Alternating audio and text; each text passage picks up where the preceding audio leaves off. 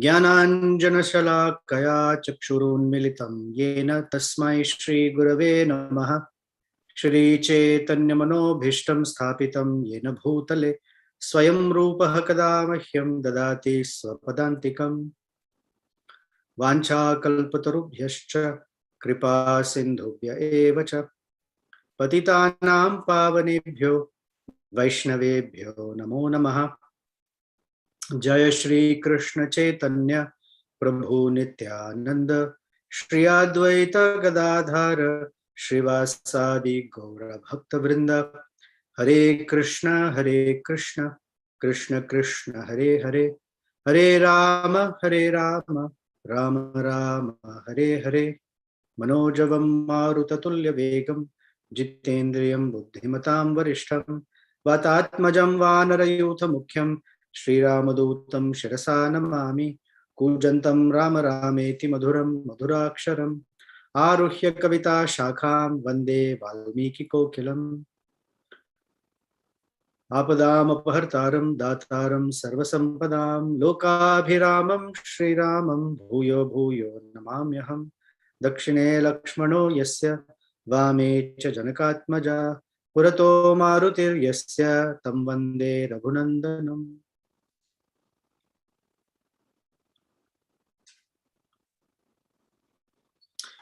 All righty.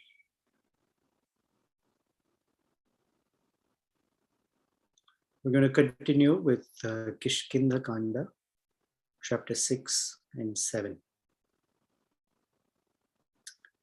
In 6 and 7, the conversation between Sri Ramachandra and Sugriva continues.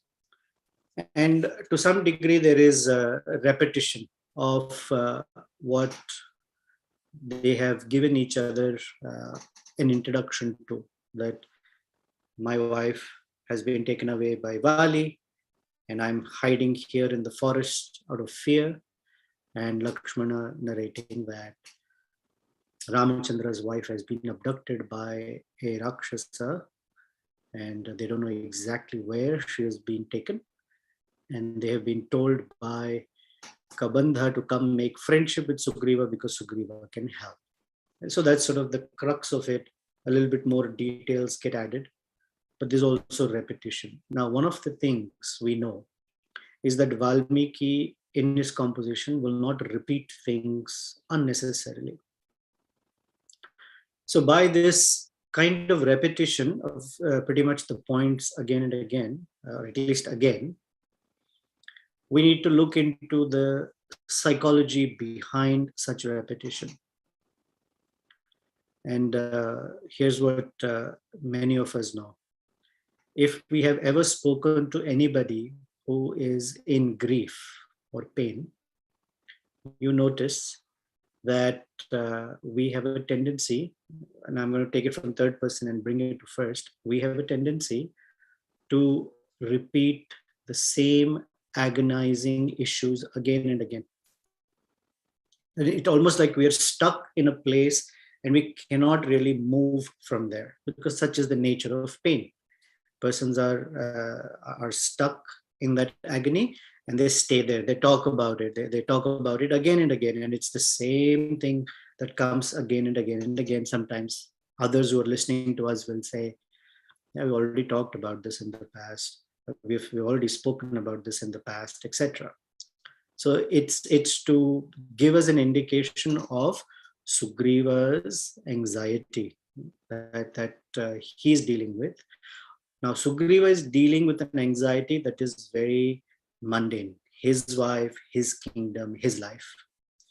Sri Ramachandra is dealing with the anxiety, although playing a human part, it is he looking at his energy and for dharma, that it is wrong that Rakshasa took away my wife, for no animosity between me and him.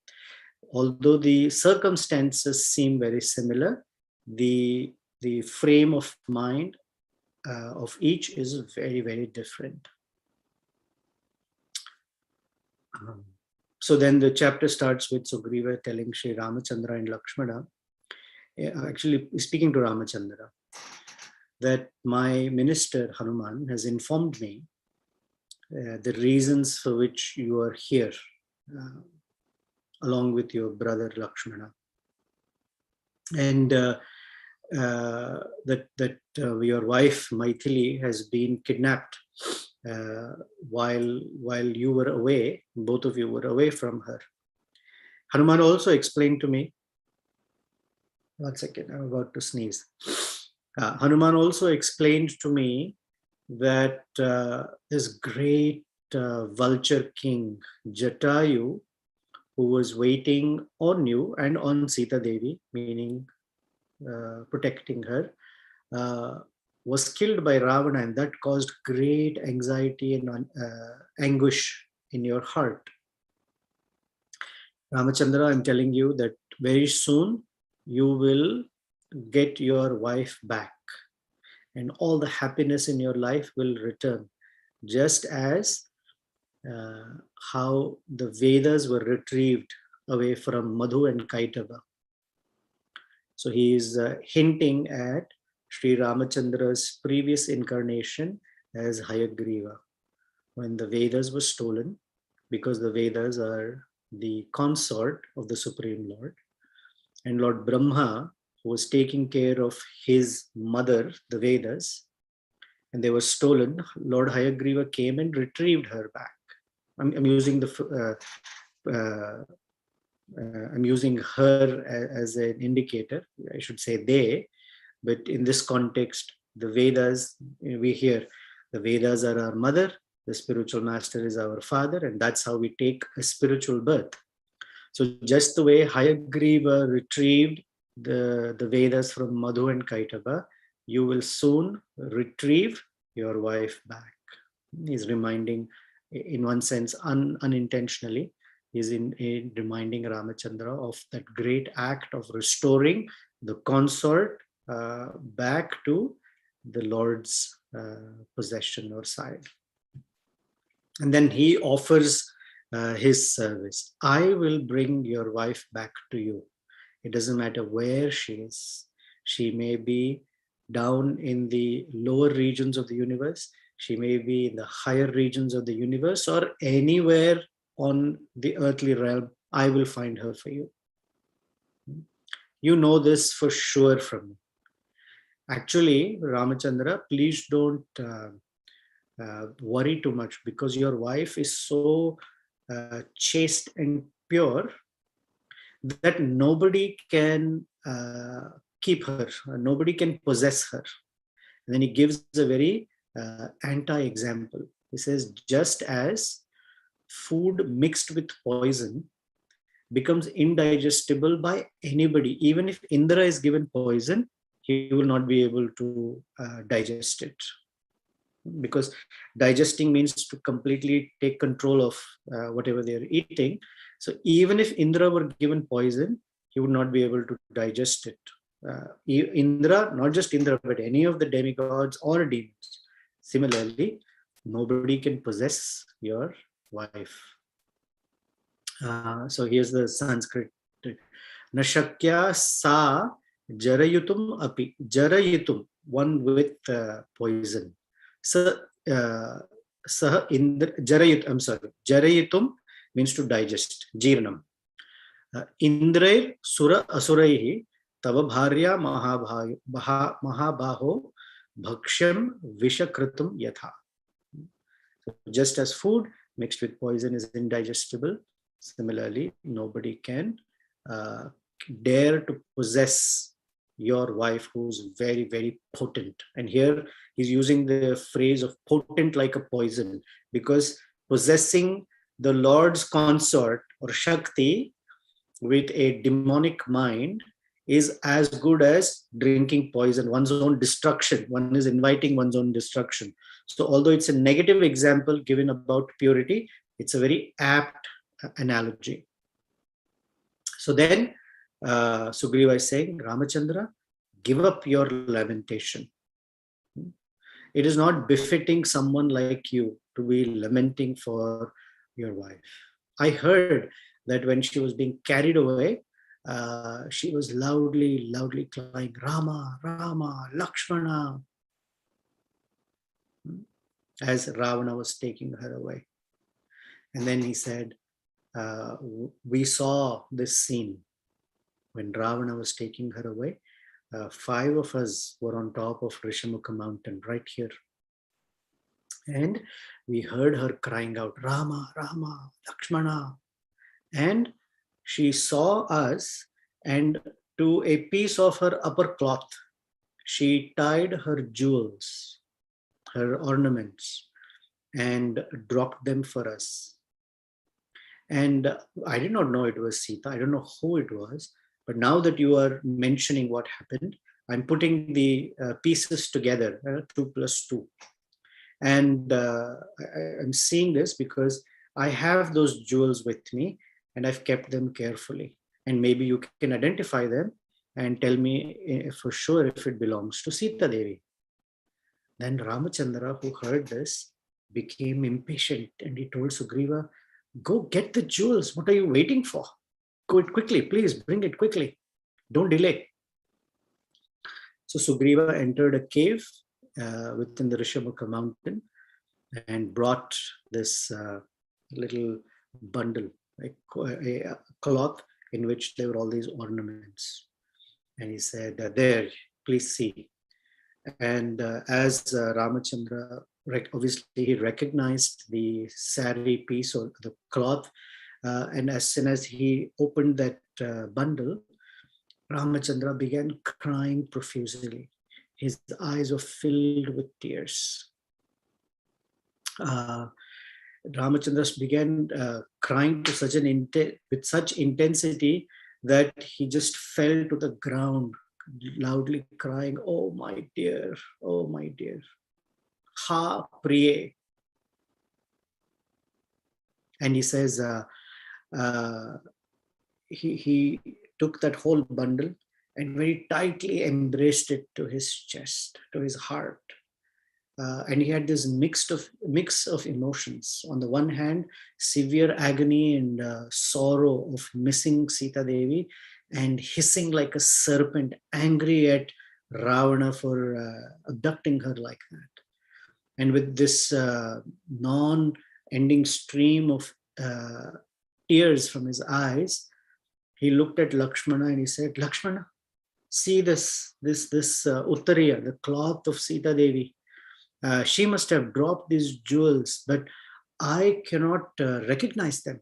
My eyes are filled with tears that I'm not able to see these ornaments clearly. Can you look and tell me? And so then this famous verse by Lakshmana. Eva muktaha suttu ramena Lakshmano vakyam idam abravit. Then when he was addressed by Ramachandra, this is what Lakshmana Deva spoke. Famous verse. Naham janami keyure. Naham janami kundale. Nupure tu abhijanami nityam padabhivandanam. So keyura are ornaments that are put on or worn on the arm. Kundala are earrings. So Lakshmana says, Naham janami keyure. I don't recognize them. Naham janami kundale. I don't recognize the earrings. Nupure tu abhijanami. But I recognize the anklets very, very well. Nupura. Why? Nityam padabhivandanam. Because I'm always offering my obeisances and meditating on her lotus feet. So I recognize those jewels. Fantastic verse. Some of commentators say that it's not that Ramachandra cannot recognize these jewels. He can. However, for the entire humanity to witness Lakshmana's purity and chastity, Ramachandra used this occasion to show us that when Sita Devi accused previously Lakshmana of impure thoughts and desires for her, and Lakshmana was very, very upset about it, but he didn't say anything. Someone may have a doubt, hey, who knows? So Ramachandra knows, and for all of us, he's demonstrating it. He's going to demonstrate Sita's purity after killing of Ravana, when he puts her through the fire test. But that's later. That's going to come much later. But for Lakshmana, this verse is fantastic. Now, some commentators say Lakshmana would every day offer his obeisances to Sita Devi's lotus feet, and his constant meditation over those feet. So he recognizes the feet, the ornaments, the jewels that were on her feet. Now, some others say, now come on, they've been in the forest together for almost 14 years, 13 years have happened. In 13 years, are you telling me that Lakshmana did not even look at Sita Devi's face even once? Is that even possible? Because there are so many occasions where they're walking together. There are so many occasions where Lakshmana has built a house and invited Sita and Ramachandra into that little cottage. When they were sleeping at night, he was standing guard. When they were crossing the Ganges in the beginning, after meeting Guha, Ramachandra says, Lakshmana, please help Sita onto the boat first. So he helped her get onto the boat. Was he one of those awkward ISKCON brahmacharis that doesn't look at women and looks here and there and is very awkward, socially awkward? We had situations like that in the temple where there was a phase when the brahmacharis were told, not by me, but they were told, you cannot look at women. They're all mothers. Even then, you cannot look at them. So one of them would bring the ghee lamp that came during the arati, give all the men, then you have to give it to the women's side. And he cannot see the woman, cannot look her in the face. So he would turn his face away like that and give the ghee lamp to the woman. It was like that. Was Lakshmana like that? Socially awkward? No. The beauty of this is that some commentators say that Lakshmana saw Sita Devi's face. There's no but. Here is the beauty of it, that depending upon our absorption, we observe and retain certain images. If our absorption is not in it, we don't notice, we don't hold that picture fully. So Lakshmana, his entire absorption was the lotus feet of Sita Devi. So that's all he remembers. Even if he had seen her face in that sense, because his observation is not, or his absorption is not to enjoy Sita's beauty, it didn't register for him how her earrings looked or how her armlets looked.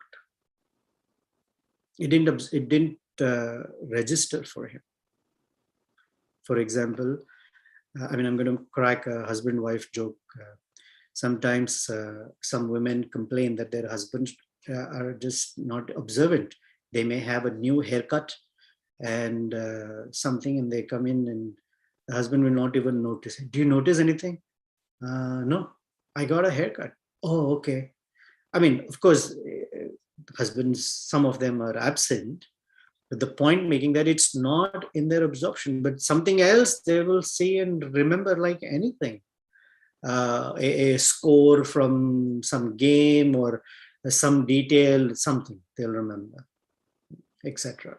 So it's depending upon the absorption, that is what remains in the memory very strongly. So this is Lakshmana's famous verse.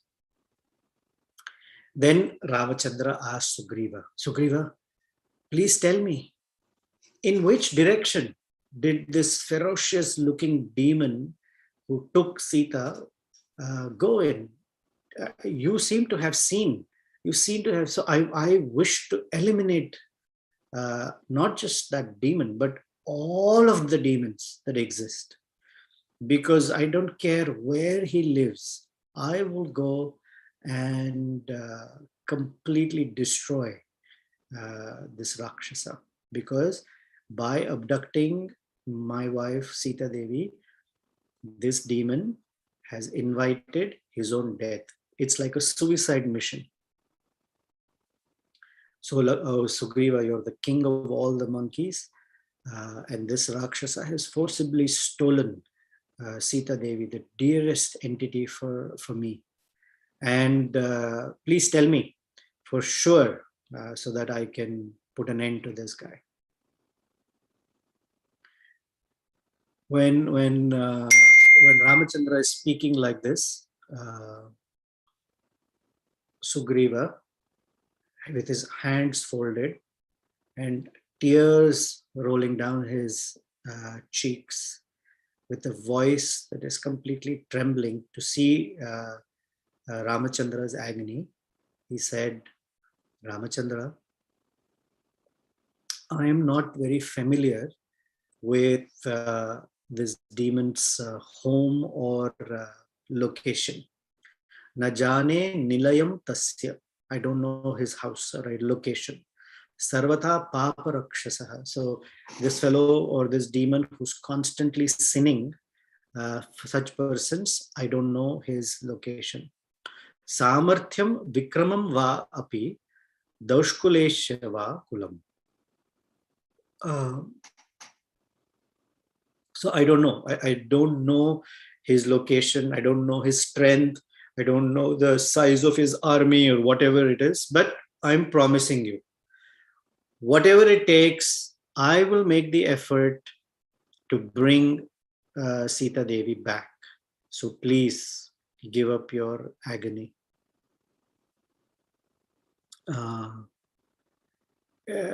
In very quickly, I will make it possible for you to finish this demon. Okay. Then Sugriva, which is a little, which I'm going to explain a little bit. Sugriva spoke like this to Ramachandra and started giving advice to Ramachandra that Ramachandra, you're holding on to this grief and despair too much. I think you should give it up. Alam Vaiklavyam Alambyam Dhairyam Atmagatam Smaraha Tvat Vidhanam Na Sadrusham Idrisham Buddhi Laghavam. Buddhi Laghavam means your intelligence has become light or weakened. This is not good for you. You should, this Viklava,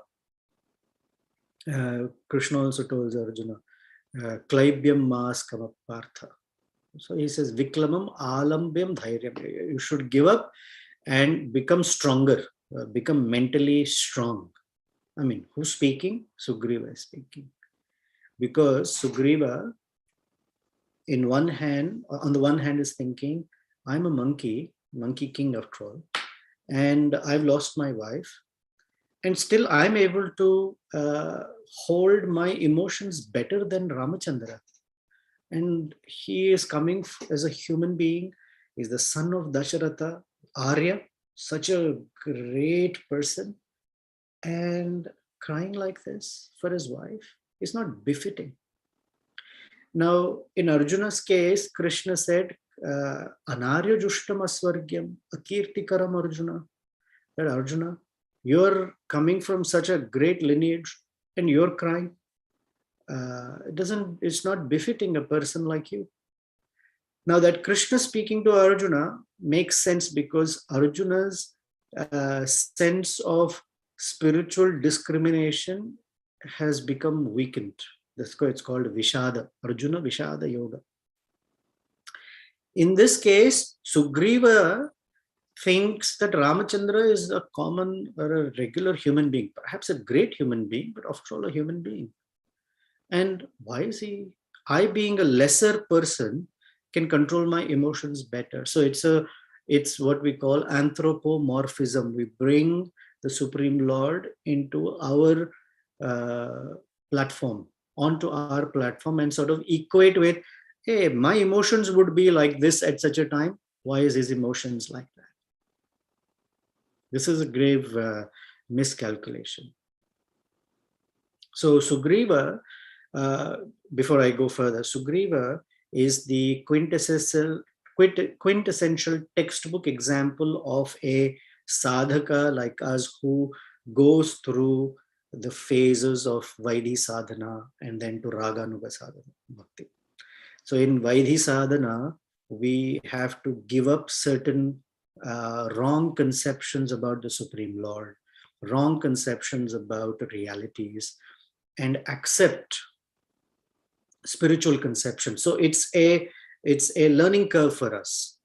And Sugriva is the example we are looking at to say, oh, I also am guilty of such thoughts or such conceptions about the Supreme Lord.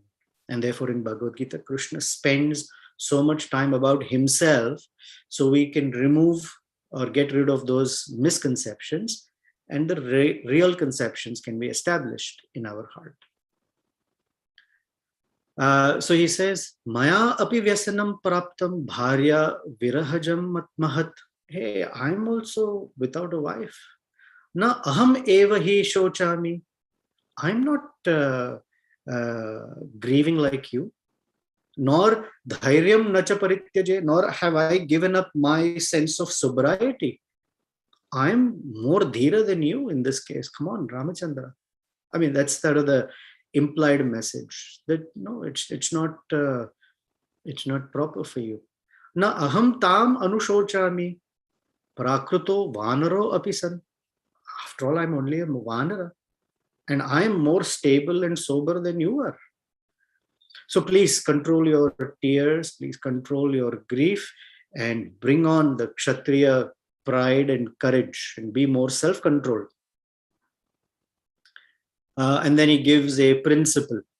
Vyasanova arthakritcheva bhayeva jivatango vimrshan vai swaya buddhaya dhritiman na avasidati. Dhritiman, one who is very stable in one's intelligence, does not sink or does not degrade himself. Na avasidati. When the person is in a difficult set of circumstances, and the difficult circumstance is vyasaneva. Vyasana is either a riddle or some difficult circumstances. Artha kritcheva. Artha, financial. Kritcha is loss, or when you're facing the stock market is crashing and people get all wound up. He says in financial loss. Or bhayeva, in fear, in a fearful condition. Jivitanga, in all these are all situations of life. One with a dhritiman, and this dhritiman word is used because up in the Balakanda, Valmiki describes or is asking Narada, is there a person who's dhritiman, who's very, very fixed in his intelligence? So here by Sugriva saying, you're a dhritiman or be a dhritiman, a reader may have a doubt. Is Ramachandra a dhritiman? So he says, don't degrade yourself like that. And I'm folding my hands in front of you, Ramachandra, and offering my friendship. Just be more stable and don't give any room for this kind of sadness. And for those who are constantly lamenting, they can never be happy. Na shokam anuvartante, na tesham vidyate sukham. Anuvartante, those who are constantly dwelling on their lamentation, tesham, those persons, na vidyate sukham, they can never know what is happiness. Tejah cha kshiyate, tesham natvam shochitum arhasi. And because they are constantly dwelling in their lamentation, Teja cha kshiyante, the teja, what is the brilliance that is there, the aura or the spiritual, whatever they have collected, kshiyante, becomes diminished. So lamenting and sort of dwelling on lamentation is very detrimental, Ramachandra. And he gives further symptoms that shokena abhiprapannaya jivitecha apishamshaya nashokam tyaja rajendra dhairyam ashraya kevalam. And a person who then starts lamenting even further uh, starts to doubt whether their own living is worth it. So they start thinking, maybe I should die, maybe I should end my life. Shokena abhiprapannayas jivitaye cha api shamshaya. They doubt whether I should even be alive. Hitam vayasah bhavena brumi na apadishamite. I'm telling you for your benefit. As a friend, I'm speaking to you. So please regard my friendly words. When Sugriva said very sweetly to his friend, Ramachandra took his cloth, his uttariya, jute cloth, whatever he was wearing, and cleaned his face, wiped his tears away. And then he said he became more sober and steady, and then embraced Sugriva and said, Sugriva, you as a friend have done what a friend should do. This is what friendship is all about. Kartavyam yat vayasena. Vayasena, by a friend. Kartavyam, whatever is to be done. Snigdhena cha hitena cha. Snigdhena cha hitecha. You have done for me as a friend something that is very, very dear and for my benefit. Anurupam cha yuktam cha. Anurupam cha means you're also in the same condition. Sugriva tat tvaya. Although you're in the same condition, you have given me friendly advice. And that which is not only good, is for my benefit, but also it is in a very timely fashion. So now I have steadied myself, Sugriva, and it is impossible to get this kind of a friend, especially in these kinds of difficult times, to find a friend who stands by you, who shares your sadness, and who gives you advice, who encourages or inspires me from within to see optimistically and not pessimistically. I'm very, very grateful to you. And because you said you will search for Sita Devi wherever Ravana has taken, and that is your effort in this friendship, I want you to know that your effort will never go waste. And from my side, I have a reputation that I never speak a lie, and whatever I say, I do. So I'm promising you right now, Shapami aham, shapat. मैं शपथ लेता हूं. I am taking this vow that I will help you in a similar way. Then it is said that Ramachandra and Sugriva met in privacy. Evam ekantaha sampruktav. They discussed more details of how they are going to work things out. So they were sharing their own pains and pleasures. Now, why are they in privacy? I also wondered, because both of them are kings, both of them are strategizing, and although everyone there is trustworthy, they're speaking things that are very private to them and in their heart. And the phrase that is appearing in my mind right now is Guhyam Akhyati Prichati. Now, Guhyam Akhyati Prichati has multiple meanings. One meaning definitely is Guhyam means that which you hold very sacred and is not something for public. You speak to people who are very close to you. So you reveal your heart to them, the confidential things you reveal to them. Guhyamakhyati Prichati also means that you find a time and place and in a confidential location, not like hiding in a safe house or something, that you find the right place where you're away from the crowd and you are speaking stuff that is that is dear to you. For example, if you're in a festival or a home program or some Bhakti Vriksha program, and there's something in your heart, it's not that you sit in the crowd and say, oh, by the way, I have something very deep that I want to reveal. We'll say, can I get some time? Can we talk quietly on the side? Just like that. So this way, these two were speaking to each other, and they were making plans of how Ramachandra will conquer Vali. Now, because the topic of friendship is being discussed, in one of my videos previously, I had referred to this verse.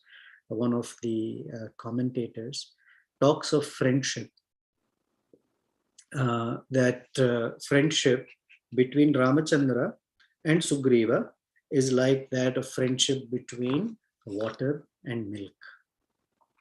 Although they are both liquids, in this case, Sugriva and Ramachandra are both in similar conditions, that their wives have been taken away and they are been exiled from their kingdom. So in that sense, similarity. There is a vast distinction between the two, and which in this case Sugriva has sort of missed the point, and he will realize at some point soon. The distinction is, one is milk, the other is water. Milk, although liquid, is considered nectar, it is nourishing. Also water also. When we are thirsty, we drink water, but milk has a certain property.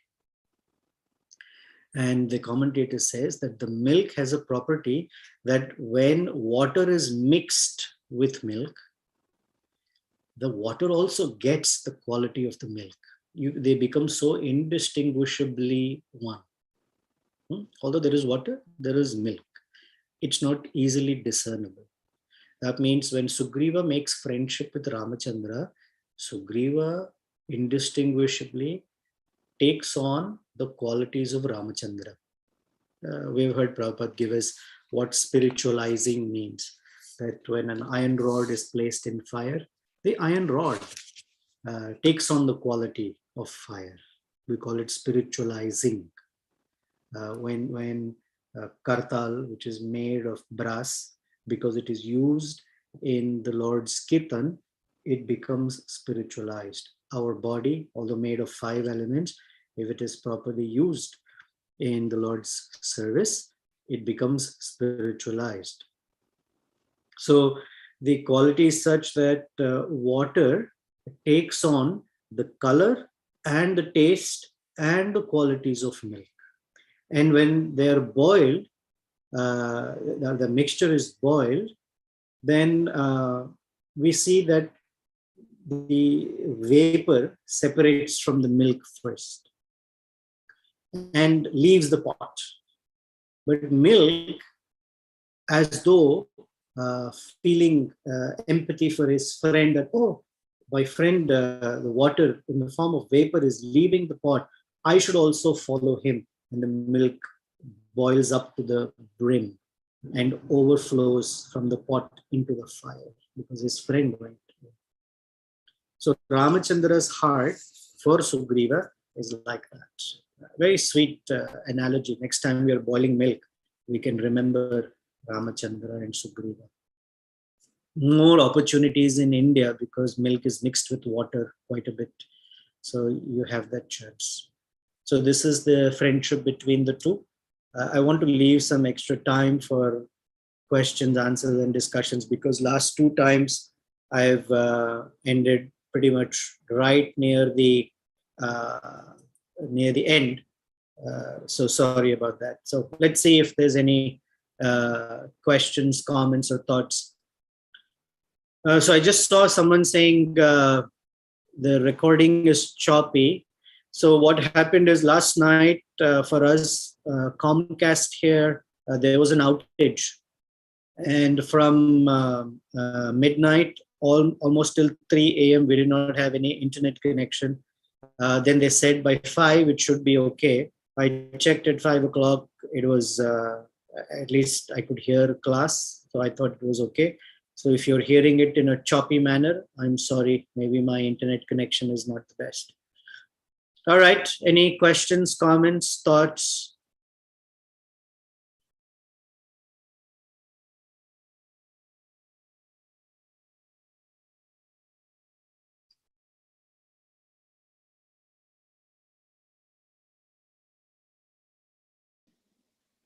Hare Krishna Prabhu. This is Vinod Bihari Das. I have one question. Actually, when Sri Ram saw the Sita Mata's jewelries, he started crying and he asked Lakshmana to verify it. At that time, his intention was, I mean, he wanted to prove that the purity of Lakshmana, not for actually identifying the jewelries. And also, he was crying in front of Sugriva. He is the Supreme Personality of Godhead. So I want to know what is his real mood at that time. I wish I know Ramachandra's real mood. That would be great, wouldn't it be? So we take help from the great acharyas who tell us that as the Supreme Lord, he is experiencing very intense vipralamba, separation. Just yesterday we were reading from Chaitanya Bhagavat. Chaitanya Mahaprabhu, after he got initiated by Ishvara Puri, went into these raptures of ecstasy that was behaving like a madman. And Mother Shachi became concerned. Something's wrong with my child. And different people gave different advice. Oh, there is black magic. Oh, something's wrong. He has indigestion. This thing, his vata is increased. His pitta has gone or totally awry, blah, blah, blah. And she was concerned because Chaitanya Mahaprabhu one day would be laughing. Suddenly he'd be crying. He'd be running as if he wants to hit somebody. He'd be yelling. He'd be rolling on the ground. Only when Srivas Pandit came home and he saw that, he smiled and he said, hey, this is devotional ecstasy. And he told Mother Shachi, nothing's wrong with your son. He's actually in fantastic shape. So don't worry. So we need such acharyas. Ramachandra is in a very intense state of separation. That's spiritually or ontologically speaking. Then from a human level, he's crying because his wife has been abducted. He doesn't know by who. All he's seeing is, he's searching for her, and now he's seen her jewelry. And as soon as you see some items belonging to someone that you have attachment to, obviously tears will come because of the memory. I know for myself, not about my wife right now, but I lost my parents, and there are certain things in certain circumstances when I remember, I have something that churns in my heart. Now, of course, I'm not comparing myself to Ramachandra. I'm just speaking from a human perspective. And now from hidden meanings, because of our acharyas, they give us hidden meanings that he is giving it to Lakshmana. But from a spiritual perspective, it is very, very intense separation. Okay, Vinod Bihari Prabhu. Thank you, Prabhu.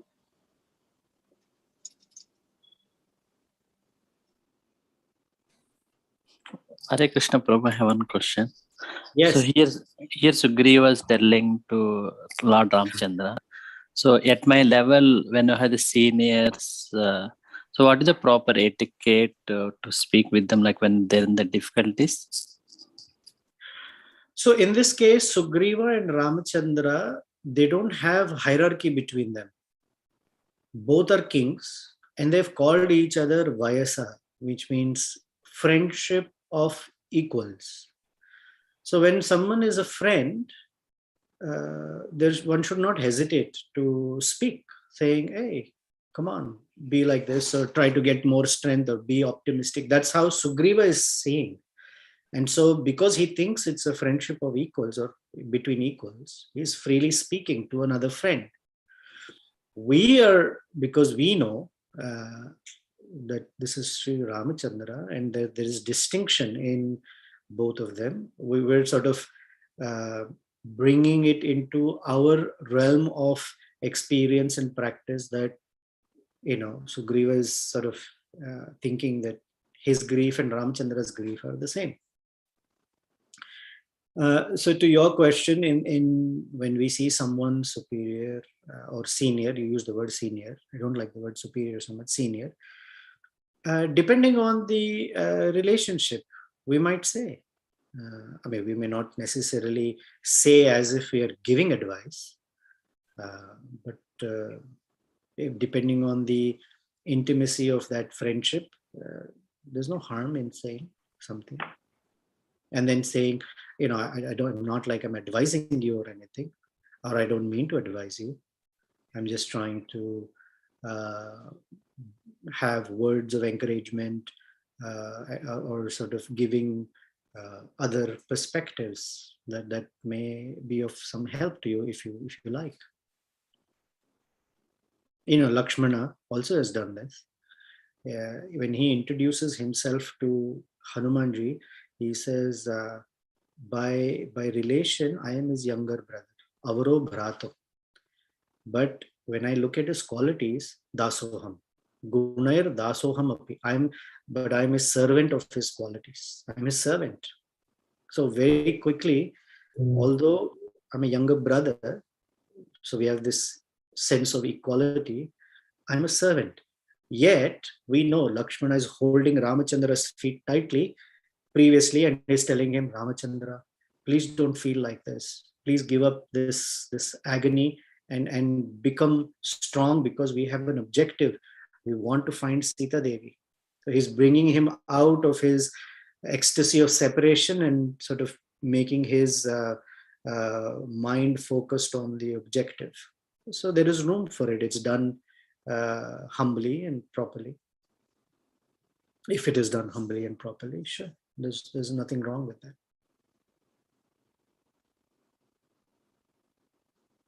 Okay, Narahari, does that help?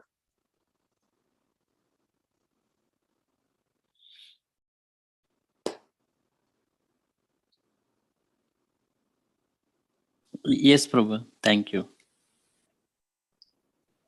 Hare Krishna, Prabhu. This is Chandan. Prabhuji, I want to understand again the analogy of boiling milk. Hare Krishna. Can you explain again, Prabhu? I could not understand. Just brief, Prabhu. The analogy of milk and water.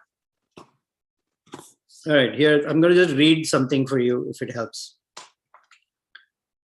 We come across in our daily life is the situation when water is added to milk. Milk shares its color and taste to water. When this mixture is heated, the water, being grateful, wants to protect his friend and rises up in the form of vapor. This is dadati pratigranati guhyam akhyati prichati bhunkte bhojayate cheva shatvidham priti lakshanam. So because there is friendship between milk and water, actually milk and water, not thinking, but you get the example. And because they are being heated, there is a difficult circumstance. Water, because it has taken from milk its color and taste and characteristics, now wants to give himself first. So he rises to the top as vapor in a way to protect his friend. But as the vapor goes out of the pot, the milk follows that, oh, my friend is gone, he's in difficulty, I will also follow. So the analogy is not so much milk and water, but the idea that once there is a pact of friendship, then we stay together in good times, and more so we stay together in difficult times. So a real friend is one who stays not when things are great, but when things are greatly difficult. That is friendship. That's the water and milk analogy. And Ramachandra is the milk, Sugriva is the water, but they're always helping each other. They're looking out for each other's welfare. Thank you, Prabhu. Thank you, Hare Krishna, Prabhu. And one more, I want to understand, Prabhu.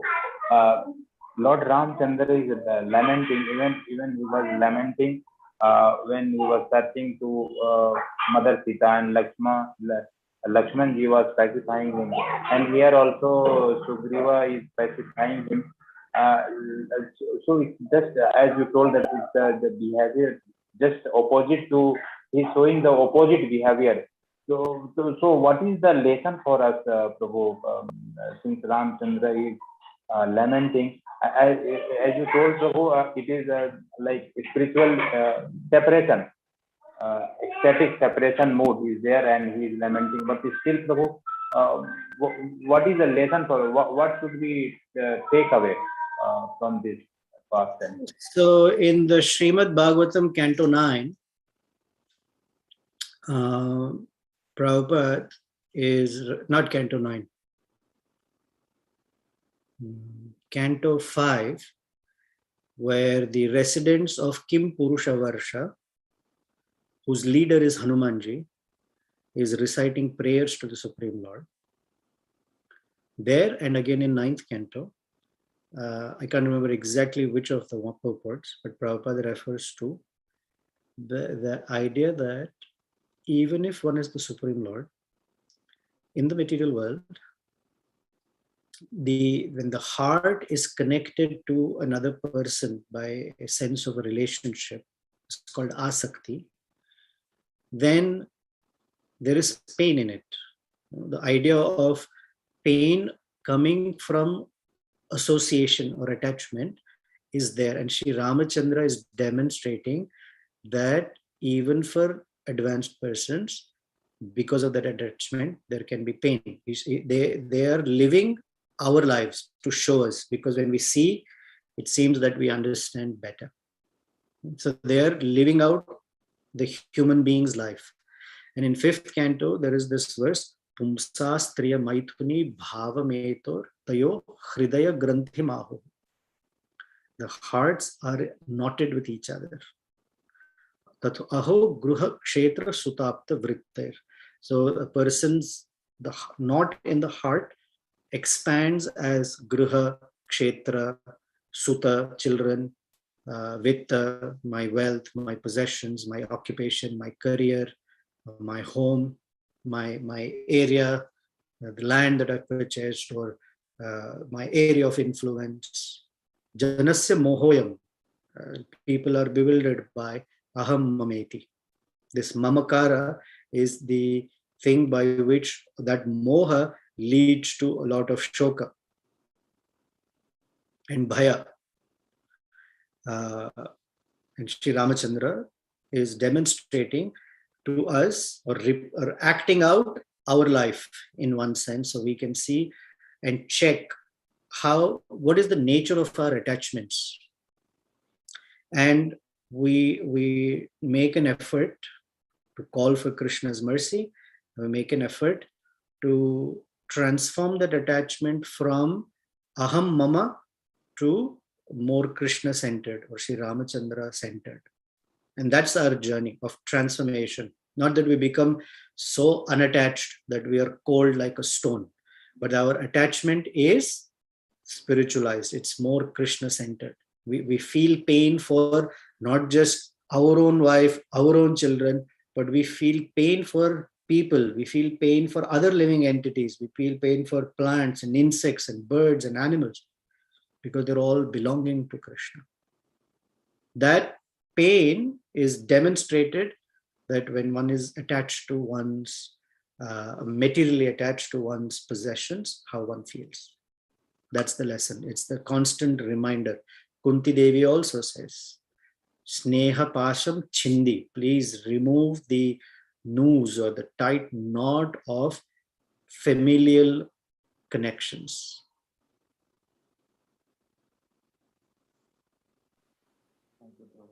Thank you. Understood. All right, someone else I think was trying to speak when the previous comment was going on. Hare Krishna. Hari Bol. Hare Krishna, Prabhuji. So I had a question. So it's regarding when Sugriva told Rama that he was advising Rama. So I felt that Rama was higher than him, so Sugriva is not supposed to advise. But at the same time, what Sugriva was saying is right. And also Krishna says to Arjuna that like Krishna says to Arjuna that you should not consider all these things. So why can you answer this question? Because So what is the question, Madhupriya? okay, the question is that Sugriva is advising Rama, but Sugriva is advising Rama, but like Krishna, whatever Rama is doing is like looking wrong. Okay, if I understand your question right, so let's take another example. Arjuna is on the battlefield and his body is shivering. His Gandiva has fell from his hand. His legs have become very weak. So he's sitting down in the chariot, crying. His skin is burning and tells Krishna, I will not fight. And Krishna says, give up. Give up this kind of lamentation and get up and fight.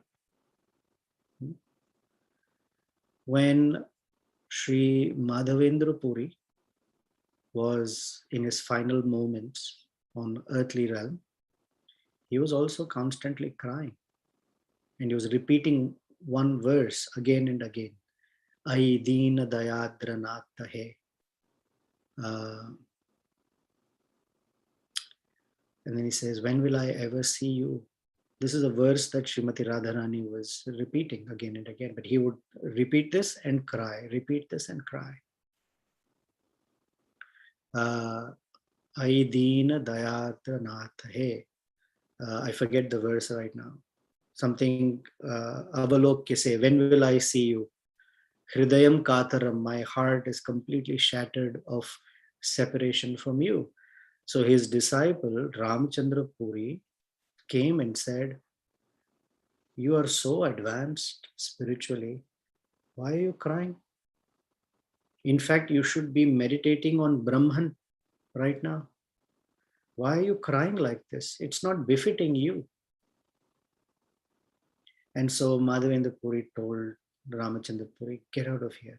I don't want to see your face. Because not that the advice is correct, advising Madhavendra Puri by not recognizing that that's actually a spiritual ecstasy. In this case, even Sugriva did not perhaps recognize it's a spiritual ecstasy, although he spoke the right things. As a friend, he's saying the right words. Now, because we know that Supreme Lord is Ramachandra, we see the hierarchical difference. Sugriva is here, Ramachandra is there. But Sugriva doesn't see, and Ramachandra doesn't show him that I'm the Supreme Lord. He says, you're my friend. We are equals. In fact, after this, Ramachandra is telling Sugriva, Sugriva, you're the friend. A person should have a friend like you who says the right things, who helps their friend come out of their misery. You're such a fantastic friend. Ramachandra has not taken any objection to what Sugriva has said because they are equals, or it's done as equals. So there's no inconsistency because the acharyas describe, and because we have lessons to learn, we are seeing the distinction, and we're speaking from seeing that distinction, although that distinction perhaps doesn't exist between the two of them. Is it clear? Yes, Prabhuji, I got it. When you gave the example, I got it. Got it. Haripol. Hey, Haripol. Hey, we missed the first question because the video was choppy. We got a little distracted. What was the first question? Very similar to what Madhav Priya asked. Oh, okay. Perhaps exactly the same question. Okay.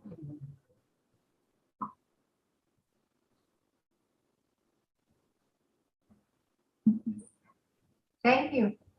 I was going to say something, but I'm biting my tongue, so I'm not going to. I saw the smile and I knew you were about to say something. I realized camera's on, recording. I didn't want to say. We have audience. I know.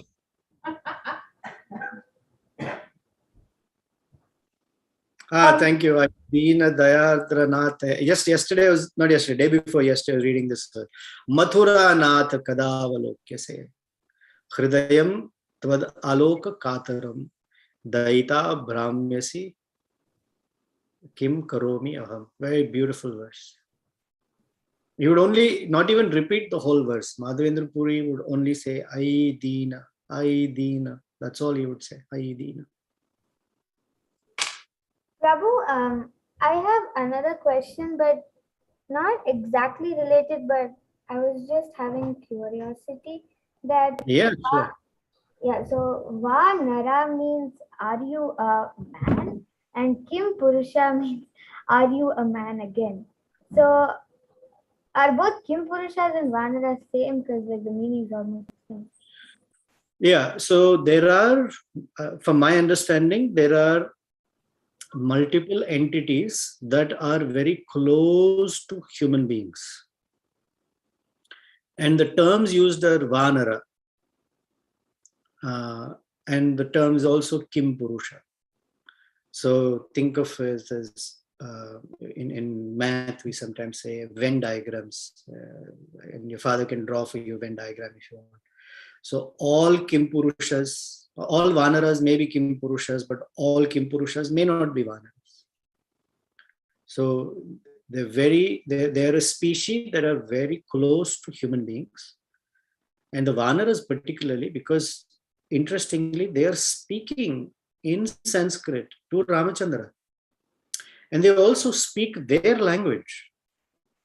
Of course, it is written in Sanskrit by Valmiki, but we can also know that they have language, they're able to speak, and they're able to understand each other. So they're very close to human beings.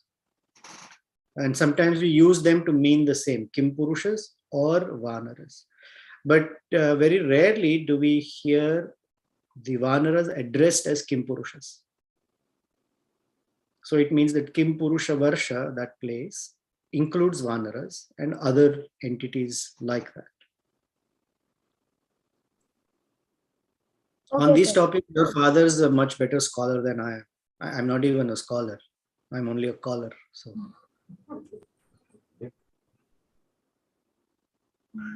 Okay, Prabhuji, thank you.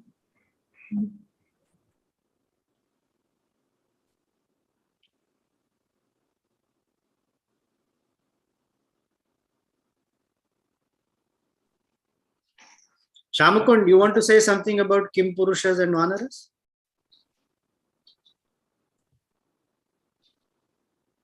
No, it's just that somebody may address me as Vanara or Kim Purusha. That's it.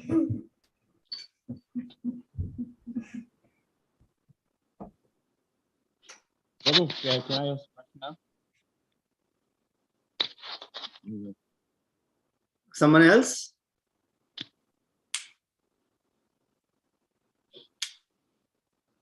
Hi, Krishna Prabhu. Can you hear me? Yes, I can. Okay. Prabhu, so I have a question from last time on the topic of friendship and how Sugriva and Rama entered into a pact, right? And then later on, Sugriva was held accountable by Lakshman and Ram for not maybe immediately fulfilling that agreement they had. It was very formalized. In our friendship relationships, we don't enter into formal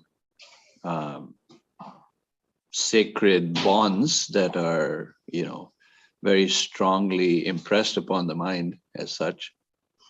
At the same time, there's also, people tend to get hung up on, but we agreed to do something, or we agreed to move forward in the relationship in such and such way, but it doesn't happen that way.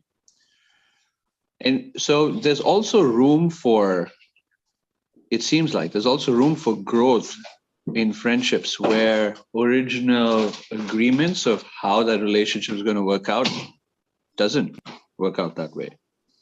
I'm also thinking about that video. If you remember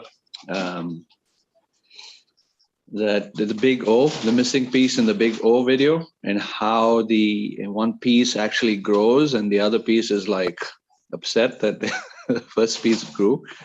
So it seems natural that in relationships there needs to be some degree of allowing of growth and changing of how one engages in a friendship. Absolutely. So yeah, I wanted to hear some comments on that versus, keeping people accountable. The accountability is for the commitment to the relationship. At the same time, there is room for growth, as you said, and variations within that relationship, because circumstances, for example, keep changing for people. Now, let's talk of Sugriva and Ramachandra first. Their friendship was formalized in the presence of fire. What does it recommend? What does it indicate? That their commitment is very, very formal. That it's not just some mere words. They sat somewhere and slapped each other on the back and said, "Yeah, I'll be your friend. I'll be your friend." No, it shows the seriousness of the commitment to each other. Now, Ramachandra does not waver from it at all.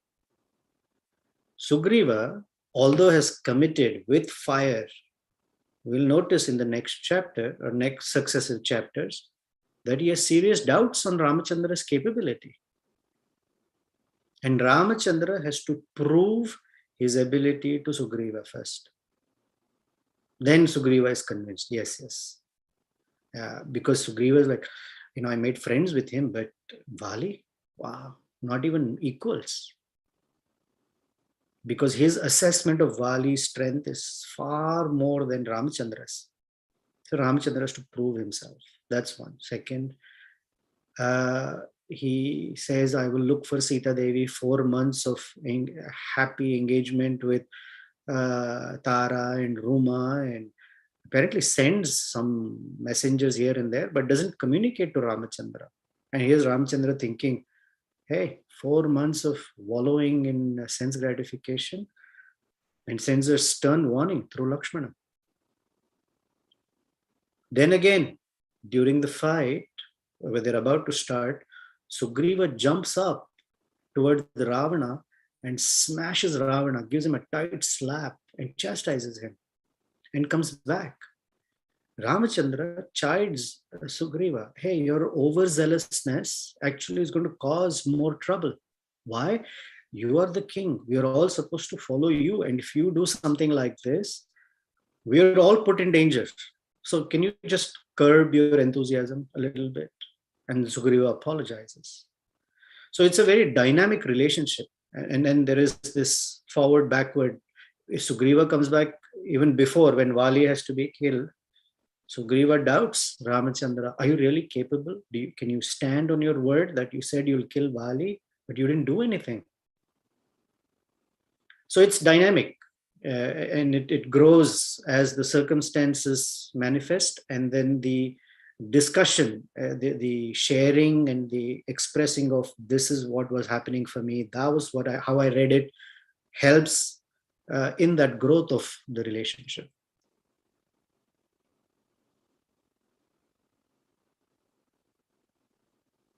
Okay. So yes, I'm I guess reinforcing what you said.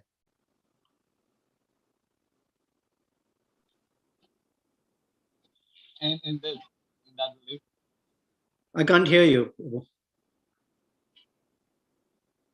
In that relationship, there's commitment to the relationship, and therefore they keep going. Yes. And going in that relationship.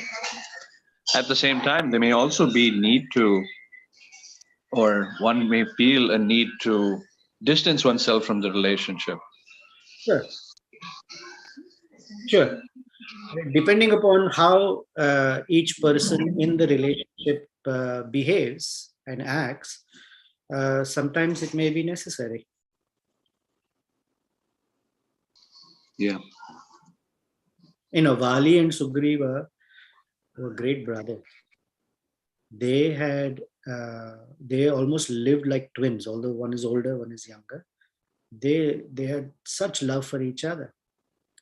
But because of what has happened, the circumstances, the way Vali behaved, and did not even give a chance for Sugriva to express what he was expressing, and then when he did, he kicked him out and threatened to kill him, that he had to walk away from that relationship.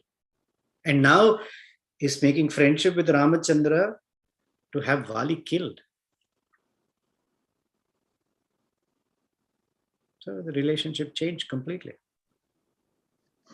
Yeah. Yeah. Looking back in my own life, it's interesting how these dynamics have played out in so many different ways. Thank you, bro. Thank you. All right, we're a little over 9:40. Is there any burning question, or we can say bye and good night? Hare Krishna, Prabhu. Haribol. Not a burning question, just a thought or a comment on what Yamuna Jeevan Prabhu said just a few minutes ago. We typically see that whenever a vow is taken for a higher spiritual principle by human beings or other living entities, then Agni comes as the witness, is used as a witness. He's one of the Panchaputas, and he is the witness to it. Whereas the same thing, when it is required to be with pure devotees, they don't need any such witnesses. So the role of this, it looks formal, but the role of Agni as a witness is primarily to reinforce that come rain, come shine, follow it, because it will help us to grow spiritually. That was one thought on it. Any thoughts from your end on that?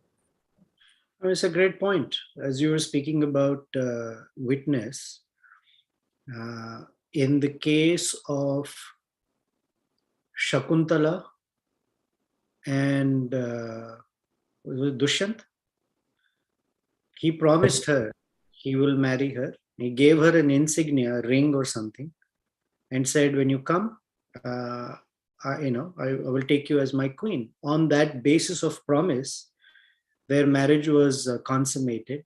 And when she went to the palace with the child sometime later, for whatever curse or something, he couldn't remember. So when he was reminded of it, he accepted that yes, that promise was made, and the witnesses there were Surya and the Vanadevatas. So we may not see any witness particularly, but the witness is there because we have uttered a word. Now, in another situation, the Lord, the deity, was used as a witness, Sakshi Gopal. When the older Brahmana told the younger Brahmana, I want to give my daughter in marriage to you, he said, oh, hold on a second, let's make this pact in front of Gopal, because he will bear witness. And because they are Vaishnavas, they said, yeah, okay. And as the story goes on, the son of that older Brahman said, forget it, you can just say you don't remember or something like that. And this young Brahman went back and invited Gopal to come all the way from Vrindavan towards Ramuna, towards Sakshi Gopal, that place in Orissa. And the deity came and bore witness that yes, in front of me, he was promised. So it's fire in this case. I also thought of another reason for fire. It is the Treta Yuga. So Makhair, fire sacrifice, is the Yuga Dharma. And by invoking the Yuga Dharma, so in our case, it's chanting of the holy name, as Sri Chaitanya Mahaprabhu is given. So by chanting together, there is this bond, this sort of contract in one sense, They used the Yuga Dharma method. Although Ramachandra doesn't need a witness, by his word, all the other demigods will bear witness anyway. But fire was invoked. That's another thought.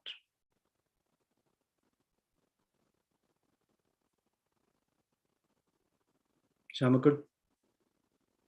Yes, Prabhu. Thank you. Thank you so much, Prabhu. All righty then. We'll see you again next week. Hare Krishna. Until then, we can relish the wonderful friendship of Sri Ramachandra and Sugriva, where Ramachandra, although the Supreme Lord, when he makes friendship with someone, he treats his friend as his equal. Of course, our aspiration is not to be equal to Ramachandra, but our gratitude that how, if we make friendship with him, how he will treat us, equal to him. So thank you very much and see you again. Until then, may that friendship of Ramachandra and Sugriva inspire us in our own friendship, inspire us to be a genuine friend to others, and be grateful for the genuine friends who are in our life currently. And if there are areas of certain friendships that we value people and value them, but there are some rough patches, that we work through them and strengthen that bond of friendship, such like Ramachandra and Sugriva. Hare Krishna. Srila Prabhupada ki jai.